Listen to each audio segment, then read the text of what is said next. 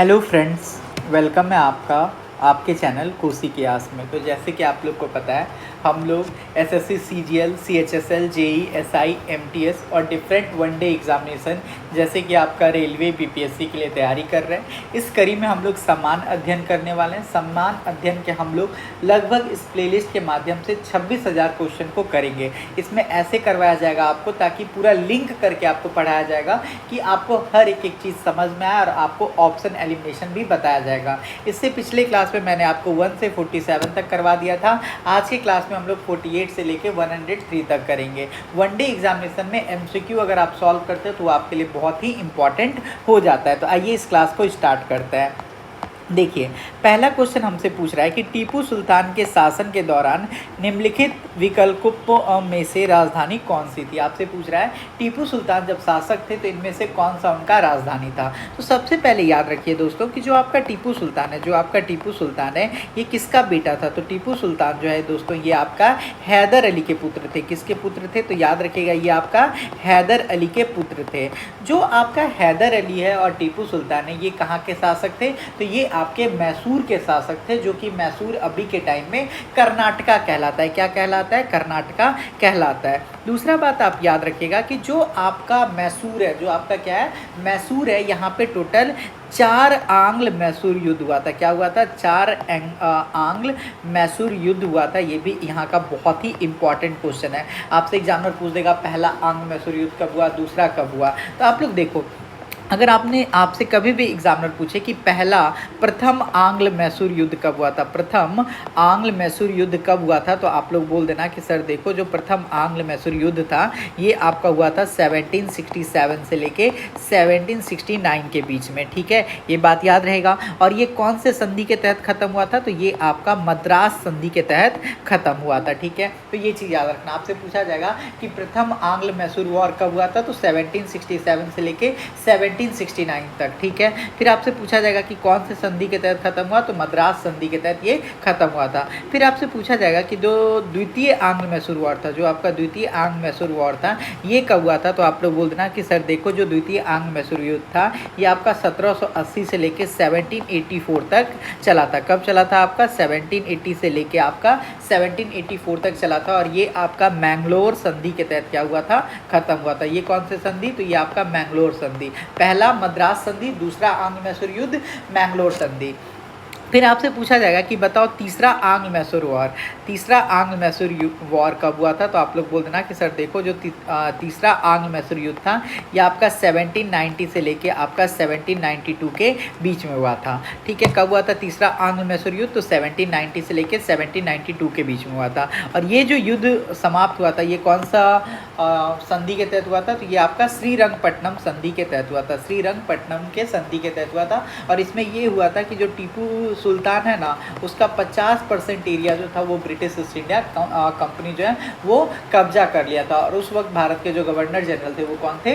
Lord Cornwallis थे। ये बात भी आप लोग याद रखिएगा। ठीक है, और जो आपका चौथा आंग्ल मैसूर युद्ध होता है, जो आपका चौथा आंग्ल मैसूर युद्ध होता है, ये 1799 में होता है। और इसमें टीपू सुल्तान जो है वो क्या होता है, टीपू सुल्तान को इसमें मार दिया जाता है। और श्रीरंगपट्टनम पे ब्रिटिश ईस्ट इंडिया कंपनी क्या कर लेती है? एकाधिकार कर लेती है। इस बात को भी आप लोग जरूर ध्यान में रखिएगा।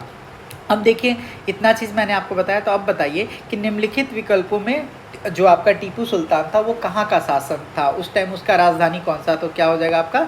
श्रीरंगपट्टनम। और टीपू सुल्तान कहाँ का शासक था? तो मैसूर, जो कि अभी के टाइम का कर्नाटका है। ठीक है, कह रहा है निम्नलिखित में से किस साक्ष्य पर हस्ताक्षर करके द्वितीय आंग्ल मैसूर युद्ध समाप्त हुआ। आपसे पूछ रहा है कि जो आपका सेकेंड आंग्ल मैसूर युद्ध हुआ था, किस संधि पर, एक्चुअली यहाँ पे संधि है, किस संधि पर हस्ताक्षर करके द्वितीय आंग्ल मैसूर युद्ध समाप्त हुआ। देखो, अभी मैंने आपको बताया था ना कि जो आपका द्वितीय आंग्ल मैसूर युद्ध हुआ था ये आपका मैंगलोर की संधि के तहत क्या हुआ था? समाप्त हुआ। तो क्या हो जाएगा आपका ऑप्शन नंबर ए हो जाएगा। मैंगलोर की संधि के तहत आपका द्वितीय आंग्ल मैसूर युद्ध का क्या हुआ था?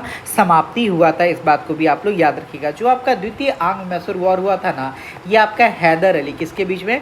हैदर अली वर्सेज आपका ब्रिटिश ईस्ट इंडिया कंपनी, इनके बीच में ये क्या हुआ था? युद्ध हुआ था। इस बात को भी आप लोग जरूर ध्यान में रखिएगा। और इस टाइम गवर्नर जनरल कौन थे? तो वॉरेन हेस्टिंग थे। ठीक है, इस बात को आप लोग ज़रूर ध्यान में रखिएगा। और इसी युद्ध में क्या हुआ था कि 1781 में, याद रखिएगा, 1781 में क्या हुआ था कि जो आपके हैदर अली थे उनके और अंग्रेज़ों के बीच में क्या हुआ था, युद्ध हुआ था। और युद्ध कहाँ पे हुआ था, तो पोर्ट नोवा में हुआ था। ये युद्ध कहाँ पे हुआ था, तो पोर्ट नोवा में ये युद्ध हुआ था। और इसमें क्या हुआ था, हैदर अली हार गए थे। हैदर अली का हैदर अली का क्या हुआ था, हार हुआ था। इस बात को भी आप लोग ध्यान में जरूर रखिएगा। हैदर अली का हार हुआ था। उसके बाद जो उनके पुत्र थे, कौन, टीपू सुल्तान, उनको क्या बना दिया गया, शासक बना दिया गया। और वो युद्ध को जारी रखे थे। और 1784 में, कब, 1784 में क्या किए थे उन्होंने, संधि कर लिया था अंग्रेजों से, जिस संधि को हम लोग मैंगलोर का संधि बोलते हैं। इसी वजह से इसका जो टाइम पीरियड है ये आपका 1780 से लेके 1784 तक, ठीक है।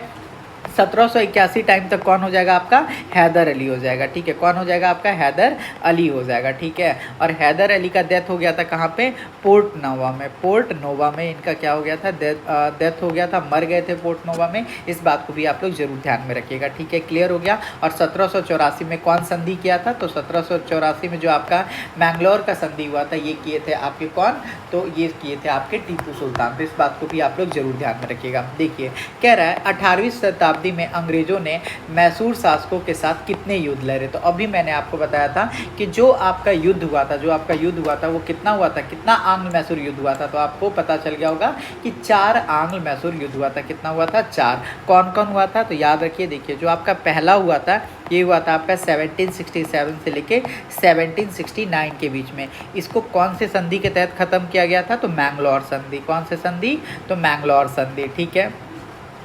जो आपका दूसरा आंग्ल मैसूर युद्ध हुआ था, जो आपका दूसरा आंग्ल मैसूर युद्ध हुआ था ये आपका 1780 से लेके 1784 के बीच में हुआ था। और ये जो संधि है, जिस संधि के तहत ये वॉर ख़त्म हुआ था, ये कौन सा संधि था, तो याद रखिएगा ये आपका मैंगलोर का संधि था। ये कौन सा था आपका, मैंगलोर का संधि। यहाँ पे 1 मिनट चेक कर लीजिएगा, इसको ना मद्रास का संधि, मद्रास का संधि। जो आपका पहला संधि था ये आपका मद्रास का संधि। जो आपका दूसरा संधि हुआ था इसको मैंगलोर का संधि। और इसको कौन किया था, टीपू सुल्तान। तीसरा याद रखिए, तीसरा जो हुआ था ये हुआ था आपका 1790 से लेके 1792 के बीच में। और ये कौन से संधि के तहत खत्म हुआ था, तो श्रीरंगपट्टनम की संधि के तहत। इसी के तहत इनका 50% एरिया ब्रिटिश ईस्ट इंडिया क्या कर लिया था, कैप्चर कर लिया था। जो आपका चौथा था, चौथा आंग्ल मैसूर युद्ध, ये आपका 1799 में हुआ था। इस बात को भी आप लोग जरूर ध्यान में रखिएगा। कह रहा है निम्नलिखित में से किसका संबंध तीसरे आंग्ल मैसूर युद्ध और भारत में लोक सेवाओं की शुरुआत से है, ठीक है। आपको ये बताना है कि जो आपका तीसरा आंग्ल मैसूर युद्ध हुआ था ना, जो आपका 3rd आंग्ल मैसूर युद्ध हुआ था, उस टाइम भारत में कौन था। तो देखो पहला आंग्ल मैसूर युद्ध, देखो पहला आंग्ल मैसूर युद्ध तो कब हुआ था, पहला आंग्ल मैसूर युद्ध। देखो क्लास में बने रहोगे ना तो इतनी बार मैं बोलूँगा ना कि आपको याद हो जाएगा। देखो जो आपका पहला आंग्ल मैसूर युद्ध था ये आपका 1767 से लेके 1769 के बीच में चला था। जो आपका दूसरा आंग्ल मैसूर युद्ध था ये आपका 1780 से लेके आपका 1784 तक चला था। और इस टाइम जो भारत के गवर्नर जनरल थे वो कौन थे, तो वो थे आपके लॉर्ड वॉरेन हेस्टिंग। कौन थे आपके, Lord Warren Hasting, Lord Warren Hasting, ठीक है। तो हेस्टिंग साहब तो नहीं होंगे क्योंकि ये दूसरे में थे, तो ये ऑप्शन खत्म हो गया। देखो तीसरा जो आपका आंग्ल मैसूर युद्ध हुआ था ना ये कब हुआ था, तो ये आप बोलोगे 1790 से लेके 1792 के बीच में, ठीक है। तो इस टाइम कौन थे भारत के गवर्नर, तो लॉर्ड कॉर्नवालिस। कौन थे आपके, लॉर्ड कॉर्नवालिस, ठीक है। तो राइट ऑप्शन क्या हो जाएगा, हमसे तीसरा ही पूछा है तो राइट ऑप्शन हो जाएगा हमारा लॉर्ड कॉर्नवालिस। क्या हो जाएगा हमारा, लॉर्ड कॉर्नवालिस। और इन्हीं को हम लोग भारत में नागरिक सेवा का क्या बोलते हैं, जनक बोलते हैं। क्या बोलते हैं, नागरिक सेवा का जनक बोलते हैं। लॉर्ड कॉर्नवालिस वही व्यक्ति हैं जिन्होंने भारत में पुलिस स्टेशन बनाया था। पुलिस स्टेशन में दरोगा का सोच भी किनका था, लॉर्ड कॉर्नवालिस का ही था। लॉर्ड कॉर्नवालिस के पास एक कानून का डायरी भी था, लॉर्ड कॉर्नवालिस के पास एक कानून का डायरी भी था। इन्होंने ही भारत में क्या किया था, आपका लोक सेवाओं का शुरुआत किया था, लेकिन उसमें इन्होंने एग्जामिनेशन पैटर्न को इंक्लूड नहीं किया था। तो इस बात को भी आप लोग जरूर ध्यान में रखिएगा।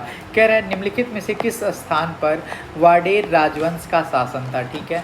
बताइए जो आपका वाडवेर राजवंश का शासक था वो कहाँ पे था, तो दोस्तों याद रखिएगा ये आपका दक्षिण भारत में था। कहाँ पे, आपका दक्षिण भारत में। तो इस बात को आप लोग याद रखिएगा। जो आपका दक्षिण भारत है, दक्षिण भारत के मैसूर राज पर वाडवेर वंश का शासन था। और ये कब तक था, तो 1379 से लेके 1379 से लेके आपका 1761 तक ये था, ठीक है। 1399 से लेके आपका 1761 तक आपका वाडवेर वंश का शासन था। कहाँ पे? आपका मैसूर में। कहाँ पे? आपका मैसूर में। इस बात को आप लोग जरूर ध्यान में रखिएगा। 1399 से लेके आपका 1761 तक, ठीक है। जो आपका मैसूर है उसको अभी कहाँ मिला दिया गया है? तो भारत में विलय कर दिया गया है ऑपरेशन पोलो के तहत, ठीक है। टीपू सुल्तान के शासनकाल में उनके मैसूर की राजधानी क्या थी? तो अभी मैंने आपको बताया था कि कौन सा हो जाएगा? श्रीरंगपट्टनम जो है ये टीपू सुल्तान के शासनकाल में श्रीरंगपट्टनम जो था वो मैसूर का क्या था? राजधानी था। मैसूर क्या है? तो मैसूर जो है ये आपका कर्नाटका को ही कहते हैं, ठीक है। जो आपका टीपू सुल्तान है ये 1799 में क्या हुआ था? मारा गया था चतुर्थ आंग्ल मैसूर युद्ध के दौरान। अगर हम पूछा जाए कि टीपू सुल्तान का जन्म कब हुआ था, तो टीपू सुल्तान का जन्म 1750 में हुआ था। और कहाँ पे हुआ था? तो बेंगलुरु के निकट कोलार जिले में देवनहल्ली में इनका हुआ था। देवनहल्ली में जो है टीपू सुल्तान का क्या हुआ था? जन्म हुआ था। कब जन्म लिए थे? 1750 में। कहाँ पे जन्म लिए थे? मैसूर में, जो कि अभी क्या कहलाता है? कर्नाटका कहलाता है। टीपू सुल्तान और ब्रिटिश ईस्ट इंडिया कंपनी ने मैंगलोर की संधि पर किस वर्ष में हस्ताक्षर किए थे? देखो, पहला जो संधि था ये कि कब हुआ था? तो 1767 से लेके आपका हुआ था 1769 के बीच में, ठीक है। क्यों? क्योंकि ये आपका प्रथम आंग्ल मैसूर युद्ध था, ठीक है, जिसको बंद किया गया था। जिसको कौन से संधि के तहत ख़त्म किया गया था? जिस वॉर को, इसको किया गया था मद्रास, ठीक है। किसके तहत? मद्रास। तो देखो, ये ऑप्शन तो होगा नहीं, आप बोलोगे हाँ सर। दूसरा बात करें तो 1799 के टाइम में तो ये जो था ये मर गया था।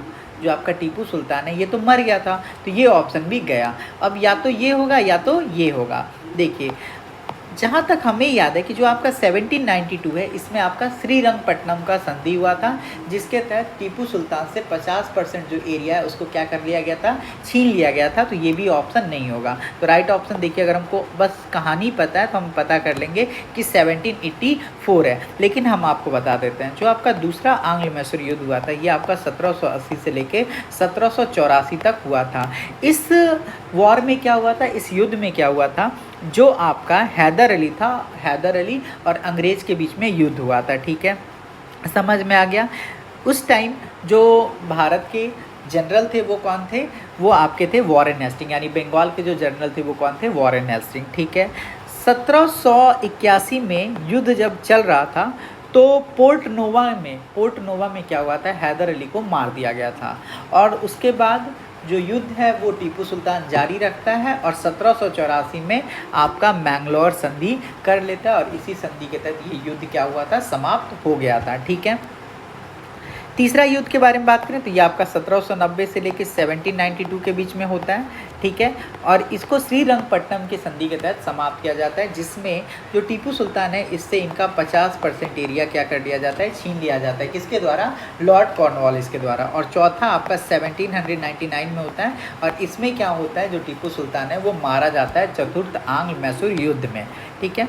आगे से मैं आपको टाइम भी दूंगा, आप इसको लगाने के लिए 20 सेकेंड, ठीक है। चलिए बताइए, 1799 की श्रीरंगपट्टनम की लड़ाई में अंग्रेज़ों ने किसे हराया था? बताइए। मैं आपको टाइम दूंगा अब 10 सेकेंड, ताकि आप लोग इसको बनाइए। तो देखिए, 1799 की श्रीरंगपट्टनम की लड़ाई में अंग्रेज़ों ने किसे हराया था? तो टीपू सुल्तान को। और टीपू सुल्तान को क्या कर दिया था? मार दिया था। और इसी को हम लोग क्या बोलते हैं? तो इसी को हम लोग चतुर्थ आंग्ल मैसूर युद्ध बोलते हैं। क्या बोलते हैं? इसी को हम लोग चतुर्थ आंग्ल मैसूर वॉर बोलते हैं, चतुर्थ आंग्ल मैसूर युद्ध बोलते हैं। इस बात को भी आप लोग ध्यान रखिएगा। इस टाइम अंग्रेजी सेना का जो नेतृत्व थे वो कौन कर रहे थे? तो वेला जली कर रहे थे। कौन कर रहे थे? लॉर्ड वेला जली। इस बात को भी आप लोग जरूर ध्यान में रखिएगा। चलिए ये बनाइए। श्रीरंगपट्टनम के युद्ध में टीपू सुल्तान की हार के बाद अंग्रेजों के साथ एक सहायक गठबंधन के तहत मैसूर पर किसने शासन किया? बताइए। तो दोस्तों, जब टीपू सुल्तान का डेथ हो गया था तो टीपू सुल्तान के डेथ के बाद जो आपके वाडवारियों थे इन्होंने ही क्या किया था, अंग्रेज़ों के साथ मिलकर यहाँ पे शासन किया था। इस बात को भी आप लोग ज़रूर ध्यान में रखिएगा। तो राइट ऑप्शन क्या हो जाएगा आपका, ऑप्शन नंबर बी। तो इस बात को याद रखिएगा कि अंग्रेज़ों ने जब मैसूर पर नियंत्रण स्थापित कर लिया था तो वाडवार वंश के अल्पायु शासक कृष्णराज सेकंड, यहाँ पे इन्होंने, जो अंग्रेज़ों ने थे, जो ब्रिटिश ईस्ट इंडिया कंपनी था, इन्होंने क्या किया, मैसूर को जीता। मैसूर को जीतने का मतलब क्या हुआ, टीपू सुल्तान को मारा। टीपू सुल्तान को इन्होंने मारा।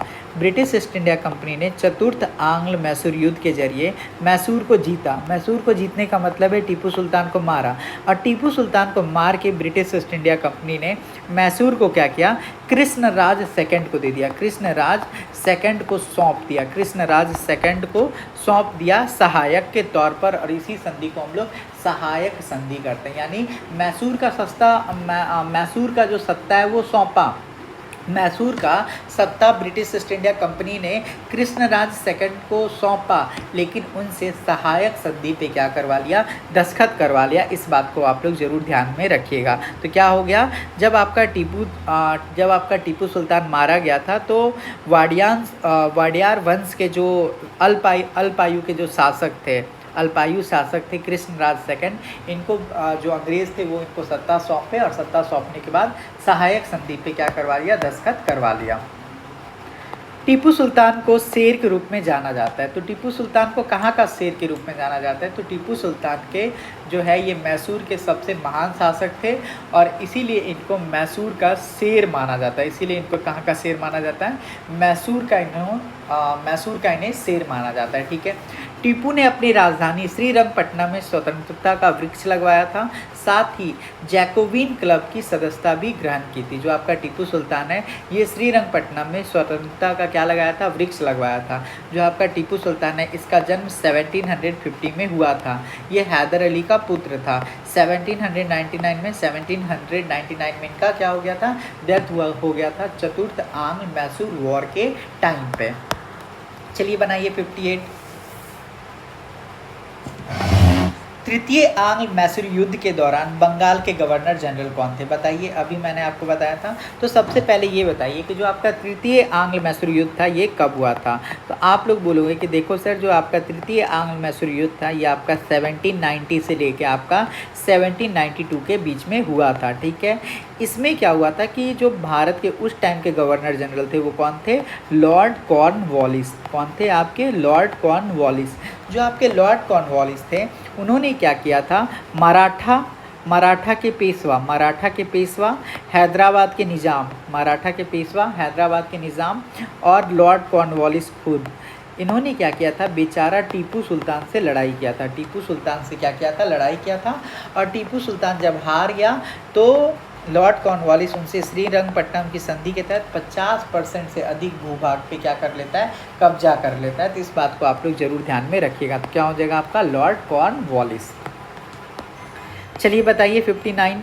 कह रहा है भारत के किस भाग में आसफजाई राजवंश के निजामों ने शासन किया, बताइए। आसफजाई राजवंश के शासक ने किधर शासन किया था। तो याद रखिएगा, जो आपका दक्कन है, जो आपका हैदराबाद का इलाका है, उसी को हम लोग क्या बोलते हैं, दक्कन बोलते हैं। तो आसफजाई वंश या जिसको हम लोग बोलते हैं निज़ाम वंश, ठीक है, इन्होंने ही आपका दक्कन प्रांत पे क्या किया था, शासन किया था। इस बात को भी आप लोग ज़रूर ध्यान में रखिएगा। ठीक है। जो आपका दक्कन है इसको अभी हम लोग हैदराबाद के नाम से जानते हैं, और यहीं पर आसफजाही वंश और निज़ाम वंश ने क्या किया था, शासन किया था। ठीक है। इसीलिए हम लोग कभी कभी इनको निज़ामुल मुल्क भी कहते हैं। जो आपका निज़ामुल मुल्क मुग़ल दरबार हुआ करता था ये आपका तुरानी गुट से संबंधित था। ठीक है। इसमें ही 1724 में, याद रखिएगा 1724 में हैदराबाद में स्वतंत्र राज्य की स्थापना का घोषणा किया जाने लगा, प्रयास किया जाने लगा। इस बात को भी आप लोग ज़रूर ध्यान में रखिएगा। ठीक है। 1724। ठीक है। तो दक्कन प्रांत में आसफजाही राजवंश के निज़ामों ने क्या किया था, शासन किया था। ठीक है। तो ये आपका कंप्लीट हो गया मैसूर। अब हम लोग पढ़ेंगे किसकी ओर, अब हम लोग पढ़ेंगे बंगाल को। अब हम लोग किसको पढ़ेंगे, बंगाल को। ठीक है। स्वतंत्र बंगाल राज्य की स्थापना किसने किया था। देखिए दोस्तों, जब भी आपसे एग्जाम में क्वेश्चन पूछे तो मैं आपको थोड़ा डिटेल में भी बता दूंगा ताकि आप खुद से क्वेश्चन को कर पाओ। देखो, जब भी आपसे पूछा जाए कि स्वतंत्र बंगाल राज्य की स्थापना किसने की थी, तो सबसे पहले आप ये जानिए कि जो बंगाल है वो मुग़ल बादशाह के पास कैसे आया। तो बंगाल जो है ये अकबर के पास जब आया तो अकबर ने क्या सोचा कि हम इसका क्या करेंगे, विस्तार करेंगे, जिसके वजह से इन्होंने यहाँ पे 2 पोस्ट बनाया। एक पोस्ट बोला दीवान और एक पोस्ट बोला सूबेदार। एक शासन प्रशासन व्यवस्था देखेगा और एक टैक्स वसूलेगा, ठीक है। उसके बाद क्या होता है दोस्तों, 1700 का टाइम आता है और उस वक्त मुग़ल बादशाह हुआ करते थे औरंगज़ेब। कौन हुआ करते थे? औरंगज़ेब। वो क्या करते हैं, बंगाल का दीवान किसको नियुक्त कर देते हैं, तो बंगाल का दीवान जो है ये मुर्शिद कुली खान को क्या करते हैं, औरंगज़ेब बंगाल का दीवान नियुक्त कर देते हैं, ठीक है। बंगाल का ये दीवान नियुक्त हो जाते हैं और ये हो जाते हैं दीवान, कौन? मुर्शिद कुली खान। और उस वक्त जो बंगाल का सूबेदार था वो होता है आजी मूसम। ये जो आजी मूसम होता है ना दोस्तों, ये आजी मूसम को शासन प्रशासन व्यवस्था में कोई मन नहीं लगता था। ये राजघराना का था, इसीलिए जनरली ये दिल्ली में रहता था। इसी की वजह से जो आपका मुर्शिद कुली खान है ये दीवान का भी काम करता था और आपका सूबेदार का भी काम करता था। उसके बाद फारुख सियार जो होते हैं ये मुग़ल बादशाह बनते हैं और फारुख सियार क्या कर देते हैं, दीवान और सूबेदार का दोनों का उपाधि किसको देते हैं, मुर्शिद कुली खान को। क्यों? क्योंकि आजी मूसम जो है वो राज परिवार से होता था, वो बंगाल में नहीं रखता था। उसके बाद ये जो मुर्शिद कुली खान है ये बादशाह लोग को देखते रहता है और जब इसको पता चलता है कि जब अब बादशाह है वो ताकतवर नहीं रहा, बादशाह कमज़ोर हो रहा है, तो मोहम्मद शाह रंगीला के टाइम पे ये क्या करता है, जो आपका दीवान और सूबेदार वाला पोस्ट है उसको मर्ज करके एक नया पोस्ट बोल देता है नवाब। और ये खुद बंगाल में क्या करता है, अपना बंगाल को स्वतंत्र बंगाल राज्य का इस्टेब्लिशमेंट कर देता है, उसका घोषणा कर देता है। और ये कब कर देता है, याद रखिएगा 1717 में। कब कर देता है? 1717 में, ठीक है। तो इस बात को आप लोग ज़रूर ध्यान में रखिएगा कि बंगाल में जो आपका स्वतंत्र राज्य का स्थापना है वो किसने किया, तो वो आपका मुर्शिद कुली खान ने किया। तो राइट ऑप्शन हो जाएगा ऑप्शन नंबर बी। कौन उस वक्त मुग़ल बादशाह था, तो आपका था मोहम्मद शाह रंगीला, जिसको शासन प्रशासन व्यवस्था में कोई मतलब नहीं था। वो एक तरह से रंगीला बादशाह था। बक्सर के युद्ध में अंग्रेजी सेना का नेतृत्व किसने किया था। देखिए दोस्तों, जो आपका बक्सर का युद्ध है आपको ये चीज़ समझना होगा कि आखिर बक्सर का युद्ध हुआ क्यों। देखो, जो आपका बक्सर का युद्ध है ना, ये बस इसी वजह से हुआ था क्योंकि जो मीर कासिम है उसको अंग्रेज़ों ने क्या किया था, सत्ता से हटा दिया था। क्या किया था? सत्ता से हटा दिया था। इसीलिए जो आपका बक्सर का युद्ध है ये 22 अक्टूबर 1764 में हुआ था। और इसका लीड कौन कर रहा था, तो बक्सर का युद्ध का जो लीड कर रहे थे वो अंग्रेज़ों की तरफ से कर रहे थे आपका हेक्टर मुनरो। कौन कर रहा था? आपका हेक्टर मुनरो। और इधर से आपका कौन था, तो इधर से आपका संयुक्त सेना बोलिए, तीन गुटिया सेना बोलिए, या आप ये बोलिए कि इधर से आपका मीर कासिम। कौन? मीर कासिम जो बंगाल के नवाब थे, नवाब हटाए गए हुए थे, पद पे नहीं थे, तो ये बंगाल के नवाब के पद पे थे लेकिन इनको हटा दिया गया था, यानी भूतपूर्व नवाब थे। तो एक तो मीर कासिम हो गया, दूसरा हो गया आपका अवध के नवाब सिराजुद्दौला, और तीसरा हो गया आपका मुग़ल बादशाह शाह आलम द्वितीय। कौन हो जाएगा? आपका शाह आलम द्वितीय। तो ये तीनों लोग लड़ रहे थे किससे? हेक्टर मुनरो से।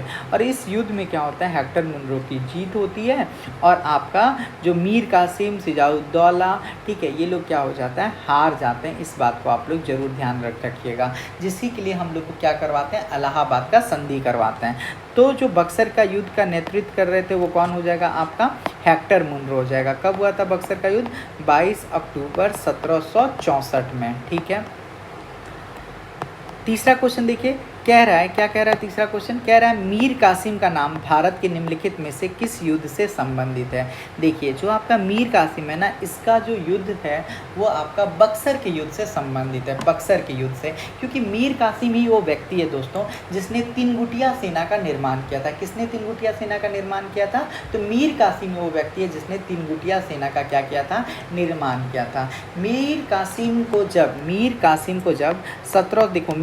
को जब 17 1763 में जब अंग्रेज़ों ने इसको गद्दी से हटा दिया, जब अंग्रेज़ों को लगा कि मीर कासिम जो है वो धोखा दे रहा है, क्योंकि इसने ही क्या किया था, मुंगेर को राजधानी बना लिया था, गोला बारूद बना रहा था। तो जब अंग्रेज़ को पता चलता है कि मीर कासिम जो है वो विद्रोह कर रहा है मेरे लिए, तो इसको क्या कर दिया जाता है, मीर कासिम को गद्दी से हटा दिया जाता है। तो इसी वजह से, इसी के विरोध में वो क्या करता है, जाके मिल लेता है मुग़ल बादशाह से, शाह आलम द्वितीय से, शुजाउद्दौला से, और आपका खुद एक मीर कासिम, और ये लोग मिल के क्या बना देते हैं, संयुक्त सेना बना देते हैं, ठीक है। और इसी संयुक्त सेना को हम लोग तिनगुटिया सेना भी बोलते हैं, जिसका युद्ध होता है 22 अक्टूबर 1764 को, जिसमें बक्सर का युद्ध कहलाता है, ठीक है। इसमें शुजाउद्दौला कैप्टन रहते हैं और ब्रिटिश के तरफ से आपका हेक्टर मुंडो लड़ाई लड़ता है। 22 अक्टूबर 1764 को ये युद्ध हुआ था। ये युद्ध जो है आपका एक वास्तविक युद्ध था, इस बात को भी आप लोग जरूर ध्यान में रखिएगा।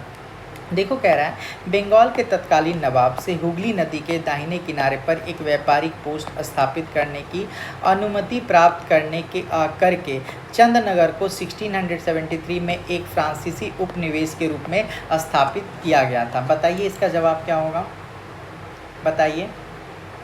आपसे देखिए क्वेश्चन क्या कह रहा है, आपसे कह रहा है कि बंगाल के तत्कालीन नवाब से हुगली नदी के दाहिने किनारे पर एक व्यापारिक पोस्ट स्थापित करने की अनुमति प्राप्त किया।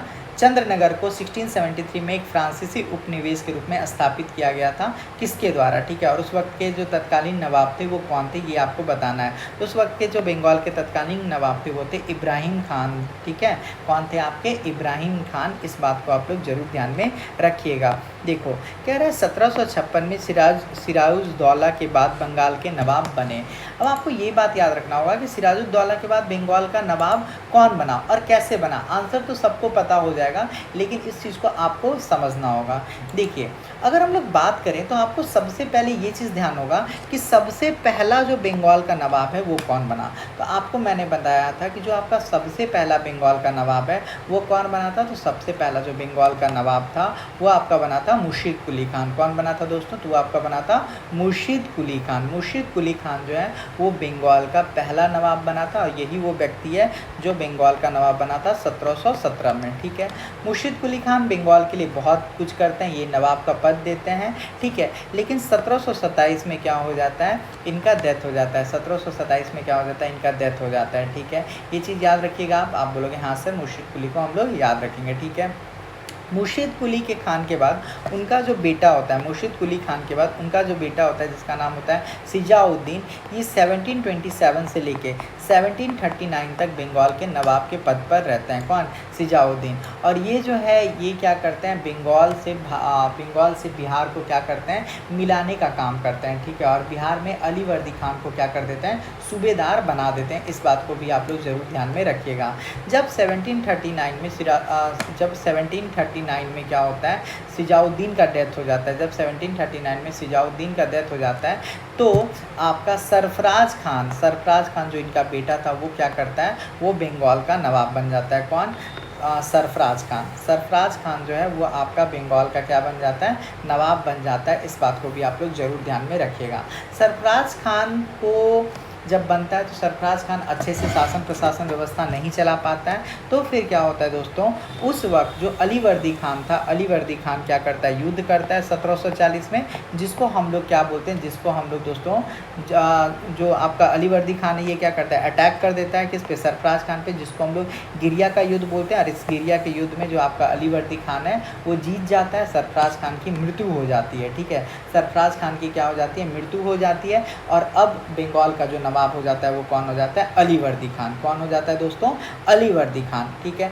अलीवर्दी खान का जब डेथ हो जाता है ना, तो अलीवर्दी खान के डेथ के बाद आपका कौन बनता है, बंगाल का नवाब। तो अलीवर्दी खान के डेथ के बाद आपका नवाब जो बनता है वो सिराजुद्दौला बनता है। कौन बनता है, सिराजुद्दौला बनता है, ठीक है। क्यों, क्योंकि अलीवर्दी खान का कोई भी बेटा नहीं होता है, कोई भी बेटा नहीं होता है। और अलीवर्दी खान के बाद आपका सिजाउद्दौला, और सिजाउद्दौला के बाद आपका जो है ये मीर जाफ़र जो है वो बनता है। कौन बनता है, आपका मीर जाफ़र। तो आपसे देखो एग्जाम में क्वेश्चन क्या पूछा है कि 1756 में सिराजुद्दौला के बाद बंगाल के नवाब बने। तो इसका राइट जवाब क्या हो जाएगा आपका, मीर जाफ़र। कौन बनता है, मीर जाफ़र, ठीक है। क्या हो जाएगा आपका, मीर जाफ़र। मीर जाफ़र के बाद कौन बनता है, मीर कासिम। और मुर्शिद कुली खान तो सबसे पहला बना था, और अली वर्दी खान जो है, जो आपका अली वर्दी खान है, ये तो आपका सिराजुद्दौला से पहले बना था, क्योंकि अली वर्दी खान क्या है, इसका नाना है। इसका क्या है, नाना है। इस बात को आप लोग जरूर ध्यान में रखिएगा। तो इसमें बुक में आंसर गलत दिया हुआ है, इसको आप लोग सही जरूर कर लीजिएगा, ठीक है। देखिए क्वेश्चन नंबर 65 देखिए, कह रहा है बंगाल मुगल नियंत्रण से अलग हो गया, जिसके अधीन प्रांत का उपराज्यपाल था, ठीक है। आपको बताना है कि जब बंगाल मुगल नियंत्रण से अलग हुआ था, उस वक्त जो उपराज्यपाल था वो कौन था, तो वो था आपका मुर्शीद कुली खान, क्योंकि इन्हीं ने ही बंगाल में क्या किया था, स्वतंत्र शासन का स्थापना करवाया था। बंगाल किसके नेतृत्व में धीरे धीरे मुगल नियंत्रण से अलग हो गया, तो क्या जवाब हो जाएगा, मुर्शीद कुली खान। मुर्शीद कुली खान के नेतृत्व में बंगाल जो है ये धीरे धीरे मुगल नियंत्रण से क्या हो गया, अलग हो गया। देखो कह रहा है 1757 में प्लासी का युद्ध किसने जीता था। देखो आपको क्या पता है प्लासी का युद्ध जो है ये क्यों हुआ था, कहाँ पे हुआ था, तो सबसे पहले ये चीज़ याद रखना कि जो आपका प्लासी का युद्ध है, जो आपका प्लासी का युद्ध है ये कहाँ पे हुआ था, तो आप बोलोगे सर देखो जो प्लासी का युद्ध था ये आपका वेस्ट बंगाल में हुआ था। प्लासी का युद्ध कहाँ हुआ था, तो प्लासी का जो युद्ध है ये आपका वेस्ट बंगाल में हुआ था, भागीरथी नदी के किनारे, ठीक है। प्लासी का युद्ध कब हुआ था, तो वेस्ट बंगाल में हुआ था, भागीरथी नदी के किनारे। जो आपका प्लासी का युद्ध है ना, ये 22 जून याद रखना, 22 जून 1757 को होने वाला था, लेकिन मीर जाफ़र के कहने पर ये युद्ध जो है ये आपका 23 जून 1757 को हुआ था। कब हुआ था, 23 जून 1757 को। और ये एक तरह का रियल वॉर नहीं था, ये एक तरह का षड्यंत्र से भरा युद्ध था। इस युद्ध में क्या होता है कि जो मीर जाफ़र होता है, जो सिराजुद्दौला के सेनापति होते हैं, वो अंग्रेज़ से जाके मिल जाते हैं। और ये युद्ध किस वजह से होता है, तो ये आपका ब्लैक होल ट्रेजेडी की वजह से ही होता है, ठीक है। तो 1757 में इस युद्ध किसने जीता था, तो ये जीता था आपका ब्रिटिश ईस्ट इंडिया कंपनी। क्यों, क्योंकि जो मीर जाफ़र है वो गद्दारी कर देता है किसके साथ, सिराजुद्दौला के साथ, और उसके बाद मीर जाफ़र जो होता है वो क्या बन जाता है, बंगाल का नवाब बन जाता है। इस बात को भी आप लोग ज़रूर ध्यान में रखिएगा। चलिए नेक्स्ट क्वेश्चन पे आते हैं। क्या कह रहा है प्लासी नाम का एक छोटा सा गांव जिसे प्लासी के युद्ध के लिए जाना जाता है, जो ईस्ट इंडिया कंपनी और नवाब सिराजुद्दौला के बीच लड़ा गया था, किस नदी के किनारे स्थित है। अभी मैंने आपको बताया था ये जिस नदी के किनारे स्थित है उसको हम लोग भागीरथी नदी बोलते हैं। कौन सा नदी बोलते हैं, भागीरथी। भारत के निम्नलिखित में किस राज्य में ब्लैक होल स्मारक स्थित है। जो आपका ब्लैक होल स्मारक है दोस्तों, ये आपका पश्चिम बंगाल में है, पश्चिम बंगाल में। इसमें क्या हुआ था, जो सिराजुद्दौला थे उसने क्या किया था, 146 लोगों को क्या कर दिए थे, बंद कर दिए थे। जब अगले दिन खोला गया था तो उसमें 23 लोग जिंदा था, ठीक है। और इसी में एक थे जॉन हॉलवेल, और यही हॉलवेल ने ही ब्लैक होल घटना का क्या किया था, जिक्र किया था, ठीक है। इस बात को भी आप लोग जरूर ध्यान में रखिएगा। कलकत्ता को जो ब्लैक होल है इसमें 146 लोगों को क्या कर दिया गया था, कैद कर दिया गया था, जिसमें केवल और केवल 23 पुरुष ही जिंदा बाहर आए थे, जिसमें आपका एक हॉलवेल भी था, हॉलवेल, ठीक है। और उन्होंने इस घटना का क्या किया था, जिक्र किया था।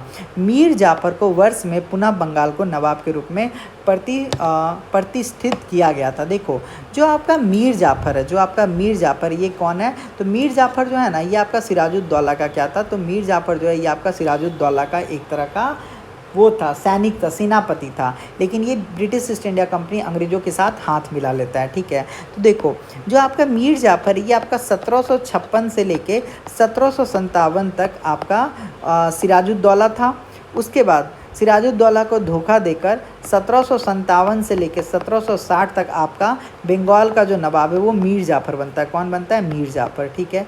और उसके बाद जब मीर जाफ़र अंग्रेज़ों को धोखा देने लगता है तो अंग्रेज़ इसको हटा देते हैं 1760 में, और 1760 से लेकर 1763 तक मीर कासिम बंगाल का नवाब रहता है। फिर जब मीर कासिम अपना क्या कहते हैं मुर्शिदाबाद से मुंगेर राजधानी कर लेता है, गोला बारूद बनाने लगता है, तो अंग्रेज़ फिर इसको भी हटा देता है। और दूसरी बार 1763 से लेके 1765 के बीच में मीर जाफ़र को दोबारा गद्दी पे बैठा दिया जाता है। तो मीर जाफ़र जो है वो दोबारा गद्दी पे कब बैठा, आई होप आपके सामने आंसर है। इस आंसर को आप लोग बता दीजिए। तो इसका आंसर क्या हो जाएगा, 1764। प्लासी के युद्ध में नवाब सिराजुद्दौला की हार का एक मुख्य कारण यह था कि सेना का नेतृत्व नामक उसके एक सेनापति ने किया था जिसने कभी युद्ध नहीं लड़ा था। यहाँ पर राइट ऑप्शन क्या हो जाएगा, मीर जाफ़र। क्या हो जाएगा, मीर जाफ़र।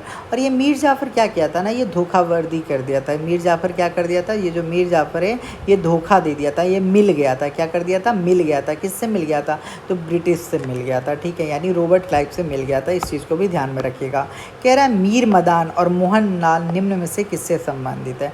देखो, जो आपका मीर मदान और मोहनलाल है ना, ये बहादुर दो व्यक्ति थे जिसने युद्ध के टाइम में सिराजुद्दौला को क्या किया था, साथ दिया था और वीर गति को प्राप्त हुए थे प्लासी के युद्ध के टाइम पे। ठीक है, तो इनका संबंध प्लासी के युद्ध से, और ये दो व्यक्ति अकेले थे जिन्होंने क्या किया था, प्लासी के युद्ध में आपका सिराजुद्दौला के तरफ से लड़ाई लड़ी थी।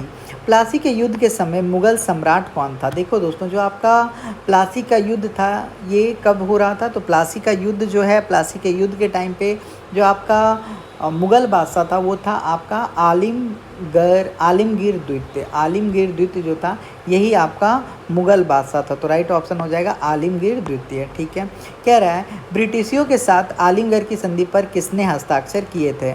ब्रिटिशियों के साथ अलीनगर की संधि। तो देखो, जो आपका अलीनगर की संधि है ये आपका 9 फरवरी 1757 को हुआ था। कब हुआ था, 9 फरवरी 1757 को हुआ था। और किसके बीच में हुआ था, सिराजुद्दौला के बीच में हुआ था। ठीक है, ये जो संधि है इसमें ही अंग्रेज़ों को सिक्का ढालने का अधिकार वगैरह क्या किया गया था, दिया गया था। तो राइट ऑप्शन क्या हो जाएगा, आपका ऑप्शन नंबर डी हो जाएगा। ठीक है, निम्नलिखित में से कौन सा युद्ध 1764 में लड़ा गया था। देखो दोस्तों, जब भी 1764 बोला जाए तो 1764 में आपका बक्सर का युद्ध हुआ था। और बक्सर का युद्ध कब हुआ था, 22 अक्टूबर 1764।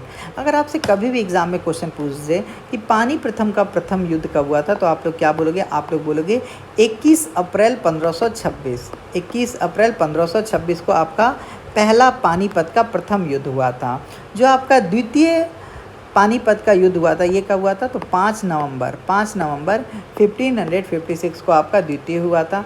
तृतीय अगर पूछ दिया जाए तो ये आपका 23 जून कब हुआ था, आपका जो आपका तृतीय हुआ था ये कब हुआ था, तो ये हुआ था आपका 14 जनवरी का हुआ था, 14 जनवरी 1761 को। तो बक्सर का युद्ध 22 अक्टूबर 1764, पानीपत का प्रथम युद्ध 21 अप्रैल 1526, पानीपत का द्वितीय युद्ध 5 नवंबर 1556, पानीपत का तृतीय युद्ध 14 जनवरी 1761। ठीक है, याद रहेगा, आप बोलोगे हाँ सर। और प्लासी का युद्ध क्या हो जाएगा, प्लासी का युद्ध हो जाएगा आपका 23 जून 1757। 23 जून 1757। ठीक है,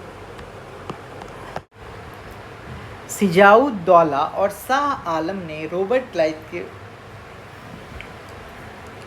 सिजाउद्दौला और शाह आलम ने रॉबर्ट क्लाइव के साथ इलाहाबाद देखो अभी की कह लो तुम ये तो जान बुझ के करे छो।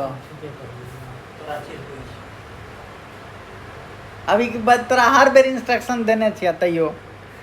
सिजाउद्दौला और शाह आलम ने रॉबर्ट क्लाइव के साथ इलाहाबाद की संधि पर कब हस्ताक्षर किए थे।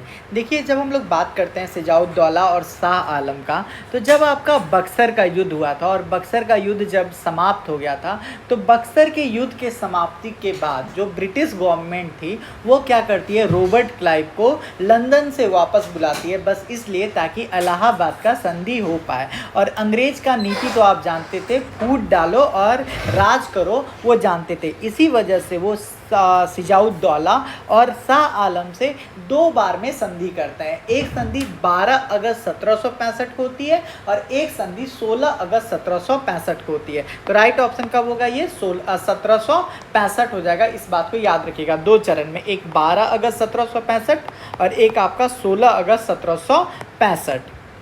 देखिए क्वेश्चन नंबर 78, अब हम लोग पंजाब के बारे में पढ़ रहे हैं। कह रहा है ब्रिटिश ने साल में एंग्लो सिख युद्ध में सिखों को हराने के बाद पर पंजाब में कब्जा किया था। देखो, जो आपके ब्रिटिश गवर्नमेंट थी उन्होंने आंग्ल सिख युद्ध में 1849 में आंग्ल सिख युद्ध 1849 में पंजाब पर क्या कर लिया था, कब्जा कर लिया था। जिस बात का घोषणा 29 मार्च 1849 को किसके द्वारा किया गया था, लॉर्ड डलहौजी किया गया था। महाराजा दिलीप दिलीप सिंह जो थे ना वो पढ़ने लिखने वाले स्टूडेंट थे, उस वक्त वो बच्चा थे। तो लॉर्ड डलहौजी उनको क्या किए थे, उनको हटा के 1849 में क्या किए थे, पंजाब पे कब्जा कर लिए थे। इस बात को ध्यान रखिएगा।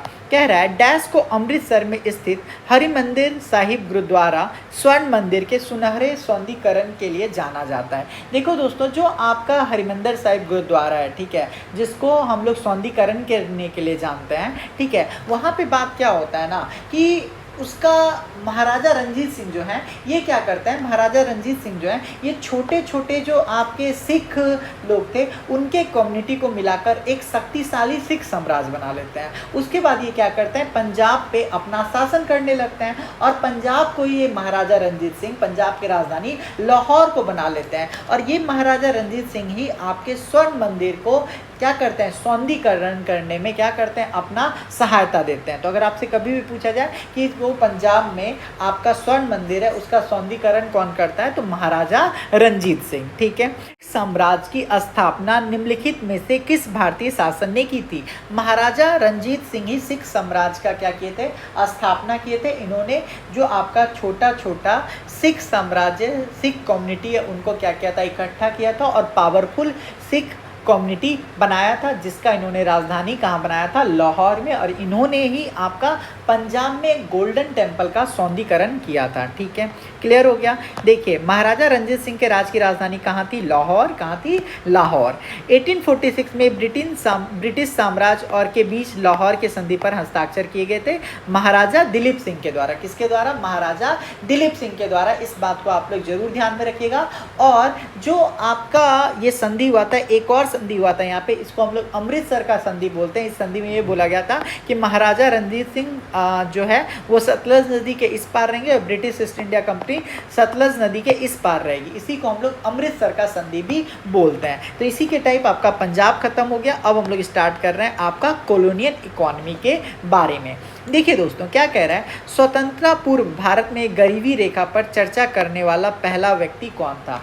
देखिए, जब हमारा आज़ादी से पहले गरीबी रेखा पर किसने चर्चा किया था, तो याद रखिएगा, स्वतंत्रता से पूर्व गरीबी रेखा पर चर्चा करने वाले जो व्यक्ति थे उनका नाम था दादा भाई नौरोजी। कौन था, दादा भाई नौरोजी। इन्होंने ये बात बोला था कि जो भारत में गरीबी रेखा से नीचे के लोग हैं उनका 20 रुपया से भी कम सालाना आय है। कितना, 20 रुपया से भी कम आपका सालाना आय है। और स्वतंत्रता से पूर्व भारत में गरीबी रेखा पर किसने चर्चा किया था, तो दादा भाई नौरोजी ने ही किया था। इनका एक पुस्तक था poverty and un British rule in India, और इसी के माध्यम से उन्होंने गरीबी रेखा का क्या किया था, सबसे पहले अनुमान लगाया था और ऐसा बोला था कि जो प्रति व्यक्ति आय है भारत में उन लोगों का कितना है, 20 रुपया है। और 20 रुपया क्या, सालाना। और ये बात इन्होंने किस में बोला था, तो ये बात इन्होंने बोला था poverty and un British rule in India में इन्होंने ये बात बोला था। तो राइट ऑप्शन हो जाएगा हमारा दादा भाई नौरोजी। कह रहा है, देखिए, रैयतवारी बंदोबस्त जिसमें काश्तकारों को सीधे सरकार को वार्षिक कर चुकाना पड़ता था, शुरुआत में निम्नलिखित में से किस प्रांत में शुरू किया गया था? देखो, सबसे पहले आप समझिए, जो आपका रैयत होता है, रैयत का क्या मतलब होता है? देखिए दोस्तों, जो आपका रैयत होता है, रैयत का मतलब होता है किसान। रैयत का मतलब क्या होता है, रैयत का मतलब होता है किसान। रैयत का क्या मतलब होता है, तो रैयत का मतलब होता है किसान। और इसमें जो किसान होता है ना, ये जो किसान है ये डायरेक्ट किसको टैक्स देगा, ब्रिटिश ईस्ट इंडिया कंपनी को देगा। इसमें बीच में कोई भी बिचौलिया नहीं होगा। इसी को हम लोग रैयतवारी बंदोबस्त बोलते थे। जो आपका रैयतवारी बंदोबस्त है, इसके जन्मदाता हम लोग मानते हैं किसको, टॉमस मुनरो को। किसको मानते हैं, टॉमस मुनरो। अगर आपसे कभी भी पूछा जाए कि जो आपका रैयतवारी व्यवस्था है इसको जन्मदाता किसको मानते हैं, तो जो आपका रैयतवारी व्यवस्था है इसके जन्मदाता हम लोग मानते हैं टॉमस मुनरो को। जो आपका रैयतवारी व्यवस्था ये भारत के जो ब्रिटिश ईस्ट इंडिया कंपनी ने जिस क्षेत्रों में शासन किया था, जो उनके अधीन था, उसका 51% भूभाग पे आपका रैयतवारी व्यवस्था था। कौन सा व्यवस्था था आपका दोस्तों, रैयतवारी व्यवस्था था। 19% ध्यान देना मेरा बात, 19% जो था ये आपका जमींदारी व्यवस्था था। ठीक है। और जो आपका 30% व्यवस्था था ये आपका महालवारी व्यवस्था था। भारत में 3 व्यवस्था था, जमींदारी, महालवारी और आपका रैयतवारी। रैयतवारी में जो आपका किसान होता था वो डायरेक्ट सरकार को वार्षिक टैक्स चुकाता था, ठीक है। और ये भारत के 51% भूभाग में लागू था, जहाँ पे भी ब्रिटिश ईस्ट इंडिया कंपनी का शासन लागू था, ठीक है। और ये सबसे पहले मद्रास और बॉम्बे में स्टार्ट किया गया था, यानी डेक्कन के इलाका में, ठीक है। याद रखिएगा, याद हो गया आपको। फिर देखो कह रहा है निम्नलिखित में से कौन सा आधुनिक उद्योग ब्रिटिश शासन के द्वारा भारत में संचालन होता था। तो देखिए भारत में जो ब्रिटिश ने जो आपका फैक्ट्री लगाया था, उन्होंने किस किस चीज़ का लगाया था, तो कपास का लगाया था। किस चीज़ का लगाया था, कपास का लगाया था। जूटा जो आपका कपास है, जूट है, लोहा और इस्पात, सेंट वगैरह सबका। तो राइट ऑप्शन क्या हो जाएगा, तीनों, कपास, जूट, लोहा, सेंट वगैरह सब कुछ लगा था। इस बात को भी आप लोग जरूर ध्यान में रखिएगा, ठीक है। कह रहा है अब आपको देखिए स्टेटमेंट बेस्ड क्वेश्चन है। कह रहा है ब्रिटिश शासन के दौरान भारत का निर्यात आयात से अधिक हो गया, जिससे व्यापार संतुलन का अधिशेष हो गया था। बताइए क्या चीज़ ये हुआ था या नहीं हुआ था, आपको ये चीज़ बताना है। देखिए कह रहा है ब्रिटिश शासन के दौरान भारत का निर्यात आयात से अधिक हो गया था, जिससे व्यापार संतुलन का अधिशेष हो गया था। बिल्कुल सही बात है। जब ब्रिटिश काल था तो जो आपका निर्यात था वो आपका आयात से क्या हो गया था, अधिक हो गया था। ये बिल्कुल सही है, ठीक है। फिर कह रहा है कि व्यापार संतुलन के अधिशेष का उपयोग भारत के विकास और उत्थान के लिए किया गया था। नहीं, लूटने के लिए किया गया था। किस लिए किया गया था, लूटने के लिए किया गया था। गलत। भू राजस्व प्रबंधन के उपाय के रूप में अस्थायी बंदोबस्त की शुरुआत किसने की थी, तो भू राजस्व प्रबंधन के उपाय के रूप में अस्थायी बंदोबस्त, अस्थाई बंदोबस्त जो है ये 1793 में, अस्थाई बंदोबस्त जो है परमानेंट सेटलमेंट, ये किसने स्टार्ट किया था, तो आपका लॉर्ड कॉर्नवालिस स्टार्ट किए थे। कौन स्टार्ट किए थे, लॉर्ड कॉर्नवालिस। और इसी को हम लोग जमींदारी प्रणाली भी बोलते हैं। इसी को हम लोग क्या बोलते हैं, इसी को हम लोग जमींदारी प्रणाली भी बोलते हैं, ठीक है। देखिए कह रहा है भारत में अंग्रेजों द्वारा शुरू की गई राजस्व संग्रह की रैयतवारी व्यवस्था किस पर आधारित है, ठीक है। रैयतवारी व्यवस्था जो है दोस्तों ये आपका रिकॉर्ड के लगान सिद्धांत पर आधारित है। किस पे, रिकॉर्ड के लगान सिद्धांत पर क्या है, आधारित है। निम्नलिखित में से किसने भारत में ब्रिटिश राज के दौरान रैयतवारी प्रणाली तैयार की थी। मैंने आपको इसके बारे में बताया कि जो आपका रैयतवारी है इसको तैयार करने का जो हक जाता है, मतलब जो मेन काम जाता है वो किसको जाता है, वो टॉमस मुनरो को जाता है। किसको, जन्मदाता हो जाएगा टॉमस मुनरो। और जो आपको ऑफिशियली काम किए थे वो कौन थे, कैप्टन रीड। कौन थे आपके, कैप्टन रीड, कैप्टन रीड। तो इस बात को आप लोग ध्यान रखिएगा। रैयतवारी व्यवस्था वही व्यवस्था है जिसमें आपका 51% डेक्कन के इलाके में लागू था। तो राइट ऑप्शन क्या हो जाएगा, कैप्टन अलेक्जेंडर रीड, ठीक है। और इसके जन्मदाता कौन हो जाएंगे, तो इसके जन्मदाता आप सब लोग को पता है कौन हो जाएगा, थॉमस मुनरो, ठीक है।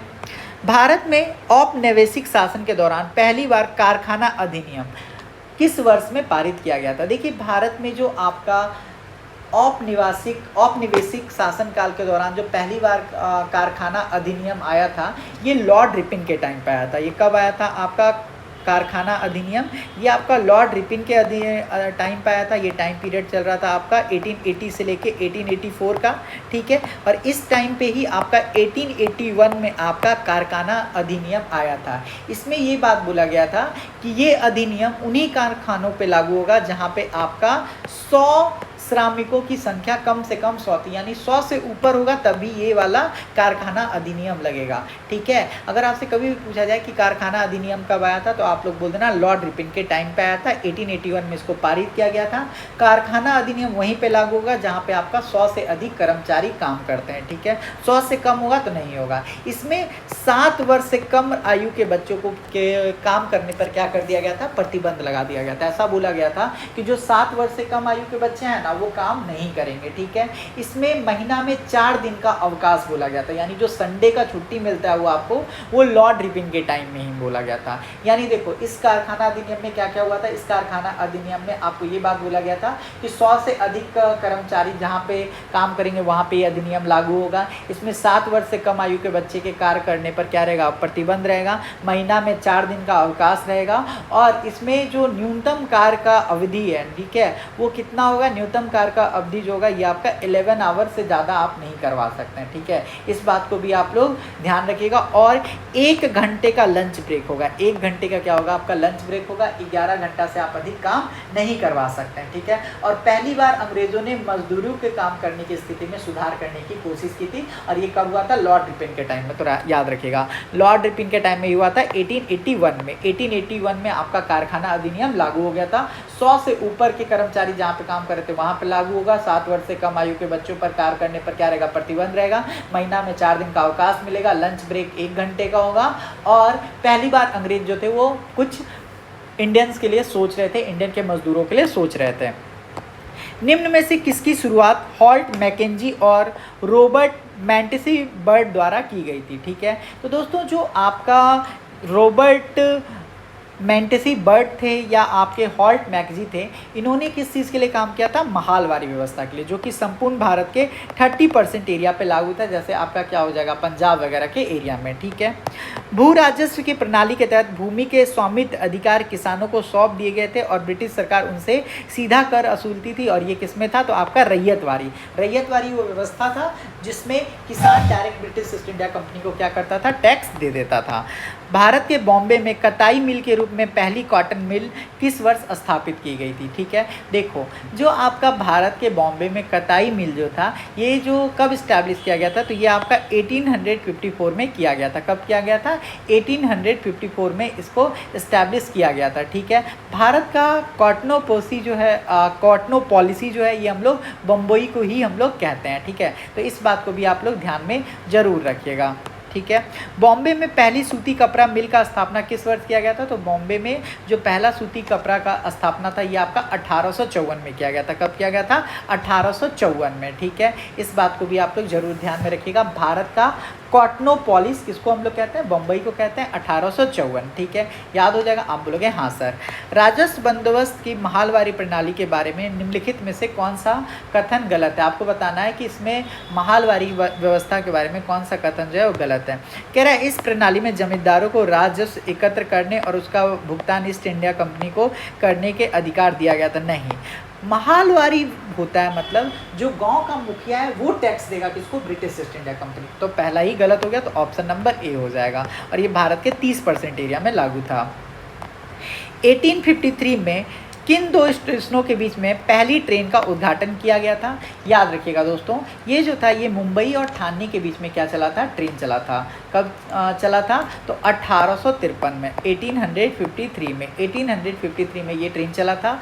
लॉर्ड डलहौजी के काल में, लॉर्ड डलहौजी के टाइम में ये चला था। और ये जो किलोमीटर था, कितने किलोमीटर का रेलवे ट्रैक था? तो 34 किलोमीटर का। कितने किलोमीटर का रेलवे लाइन था? तो 34 किलोमीटर का। भारत में प्रथम रेल लाइन जो है ये लॉर्ड डलहौजी के काल में चला था, यानी 1853। कहाँ से कहाँ तक? मुंबई और ठाणे के बीच में। इस रेल लाइन की जो लंबाई थी वो कितनी थी? 34 किलोमीटर। कितना? 34 किलोमीटर। और इसका पहली बार विद्युत शक्ति से रेलगाड़ी का प्रचलन कब किया गया था? तो 3 फरवरी भारत में 1925। ठीक है, इस बात को भी आप लोग जरूर ध्यान में रखिएगा। निम्नलिखित में से किस वर्ष में भारत में ब्रिटिश औपनिवेशिक सरकार द्वारा मॉन्टफोर्ट सुधार रिपोर्ट पेश किया गया था? इस बात को आप लोग जवाब दीजिएगा। तो ये आपका 1918 में क्या किया गया था? पेश किया गया था।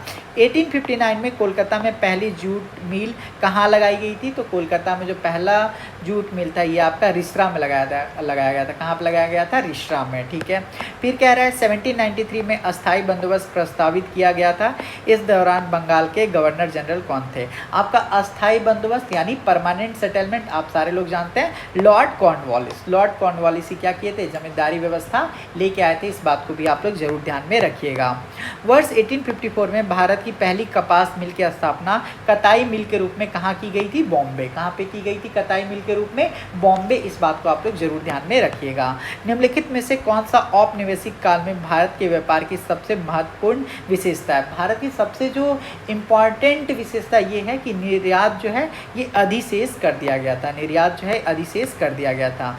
ब्रिटिश भारत के प्रांत में राजस्व एकत्रित करने की रैयतवारी प्रणाली कब लागू की गई थी? जो आपका रैयत वाली प्रणाली है ये कहाँ पे लागू किया गया था? तो रैयतवारी। ठीक है, रैयत मतलब क्या होता है? किसान। तो क्या हो जाएगा आपका? दक्षिण भारत। महालवारी होता तो आपका क्या हो जाता? ये पूर्वी भारत। ठीक है, याद रखिएगा। ईस्ट इंडिया कंपनी द्वारा अस्थाई बंदोबस्त कब लागू किया गया था? तो ये आपका लागू किया गया था दोस्तों कब? 1793 में। Permanent settlement. परमानेंट सेटलमेंट कब लागू किया गया था? आपका 1793 में। और ये किनके टाइम पे था, तो आपका लॉर्ड कॉर्नवालिस के टाइम पे। इसमें क्या होता था, जो अंग्रेज होता था वो आपका 10/11 भाग रखते थे कर, और 1/11 भाग जो है ये आपका कौन रखता था, तो जमींदार रखता था। ठीक है, याद हो गया आपको? आप बोलोगे हाँ सर। तो इसी के साथ हमारा कंप्लीट टॉपिक हो जाता है यहाँ तक। नेक्स्ट क्लास में हम लोग development of education in modern India से करेंगे। तो मिलते हैं नेक्स्ट वीडियो में। आई होप आपको ये सेशन पसंद आया। अगर पसंद आया तो चैनल को लाइक, सब्सक्राइब, कमेंट जरूर कर देंगे। और अगर आप हमारा मॉडर्न हिस्ट्री का नोट्स लेना चाहते हैं तो आप ये नोट्स भी परचेज कर सकते हो। इस नोट्स में आपका पूरा मॉडर्न हिस्ट्री को पढ़ाया गया है काफ़ी अच्छे से, और एग्ज़ाम बेस्ड है यूथ पब्लिकेशन के ऊपर, ताकि आप बार बार रिवीजन करो। तो 9430851094 पर मैसेज कर लें। 99 में आपको मॉडर्न हिस्ट्री का हैंड रिटन नोट्स मिल जाएगा।